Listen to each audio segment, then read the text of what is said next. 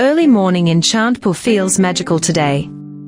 Dew sparkles on lush green fields like tiny jewels. Birds chirp soft melodies from mango trees. I sip steaming hot tea slowly on the veranda.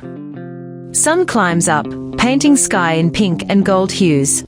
Mighty Meghna river flows calm and steady nearby. Life here stays simple and pure always. No city rush, just sweet village peace. Family wakes with warm smiles one by one. We chat about small joys for the day ahead. Gardening calls from my cozy backyard patch. Plants thirst for my gentle touch and water. Market trip waits later with fresh fish stalls. Shiny hilsa and ripe veggies tempt my basket. Freelance work begins soon on my terms. I pick projects and hours that suit me best.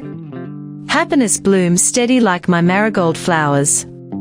This bright day promises endless little wonders.